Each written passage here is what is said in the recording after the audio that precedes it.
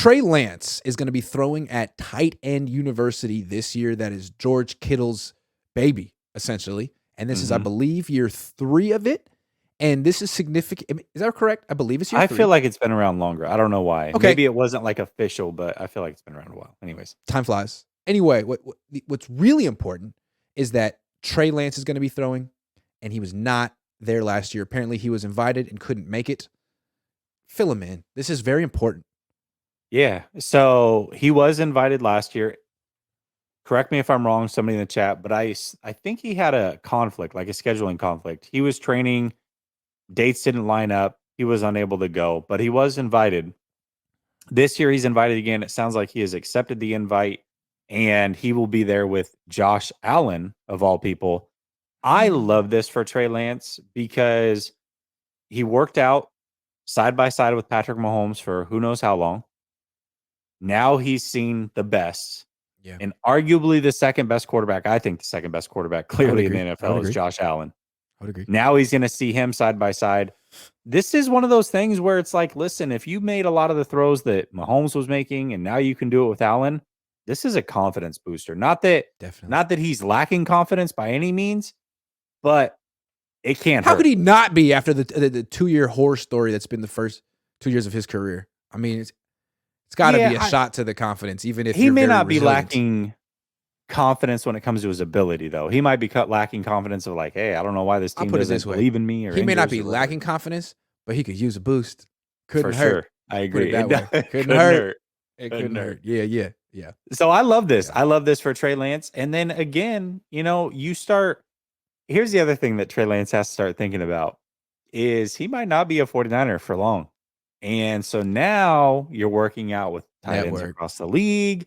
You're networking. Other people start liking you. They put in a good word for you. This is very, very smart on Trey Lance's part. So I love this all the way around for him. This is kind of like him getting out and like a basketball player getting out to like open runs in the offseason. Like, hey, man, no one knows who you are. You're the biggest mystery in the league. I mean, everyone's just going to fill in the blank and just assume that you stink. So get out there, meet people, show them what you can do. Measure up with Patrick Mahomes, measure up with Josh Allen. But to me, this is way more interesting than all. I mean, that's great too.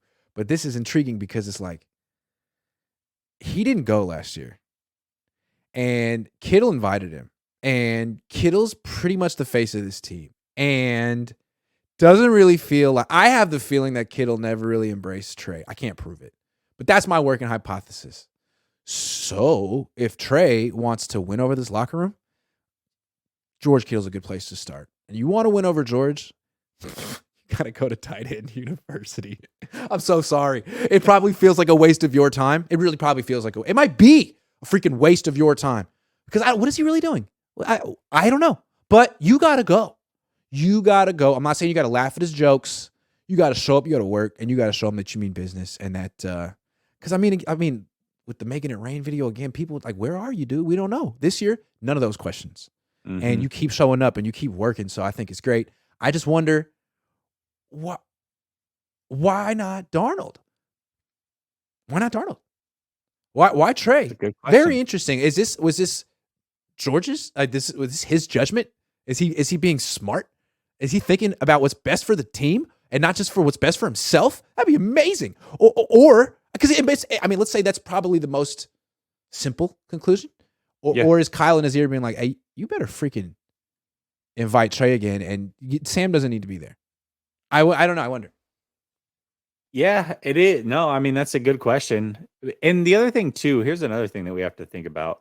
I've got to believe that there's going to be one-handed catches and good routes that are going to come out on other players' Instagrams and Twitters and all those other things. And guess who's going to be throwing them the ball? Either Josh Allen or Trey Lance.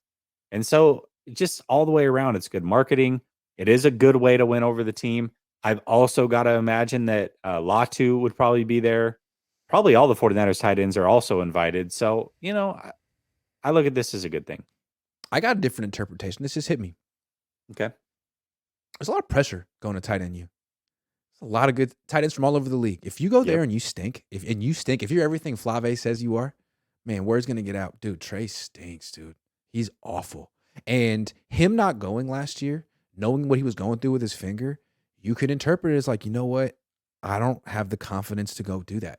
I don't know how it's going to go. It could go bad. The fact that he's going, the fact that he went and worked out with Mahomes, the fact that he's doing this shows a lot of confidence. Like, please let me show what I can do before people write me off. Please let me show what I can do. Like, I'm just glad that he feels that way.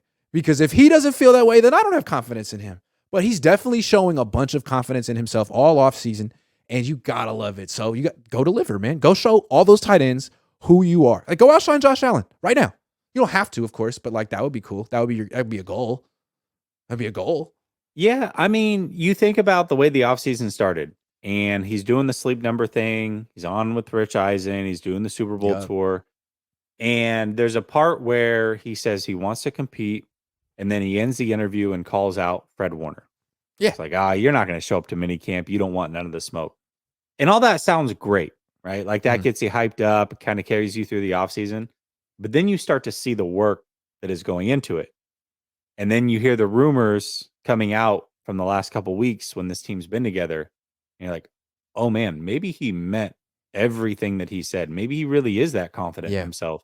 And now he's going to tight end university to show it again. And now you get other players across the league. You know, maybe Darren Waller comes out and is like, this kid's really good. Or Travis Kelce, who plays with Patrick Mahomes, comes out and is like, yeah, man, this guy's the real deal. You start getting praises from guys like that potentially. It means something. This could be a boost. Like, not to link this into the Warriors because a lot of people don't care, but that's what Jonathan Kuminga is trying to do right now. Yeah. Like, he feels he's been buried. He's about 20 years old. He hasn't got an opportunity. Couldn't fill a role in a championship team. He feels like he got screwed. Like, okay, like go play in every open run this offseason. Go play with LeBron. Go show him what you can do. And if it works out and you're right, like people are going to want to trade for you, or the Warriors going to be like, hold on, like we like you. Like, all that stuff is within your power. And I think, you know, Kuminga's kind of similar, right? Like you were a lottery pick. You felt this team was just super excited about you, and all of a sudden it's like they're on the brink of trading you, and you're like, whoa. Why don't you watch me for like a month?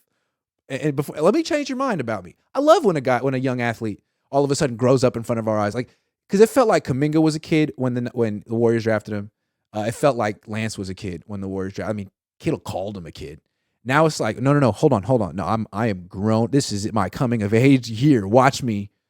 I love that. You got to love that. Yeah, absolutely. Yeah. And if I was his PR team, I would tell him, go to this thing. Absolutely. Yeah. Get your name out there, man.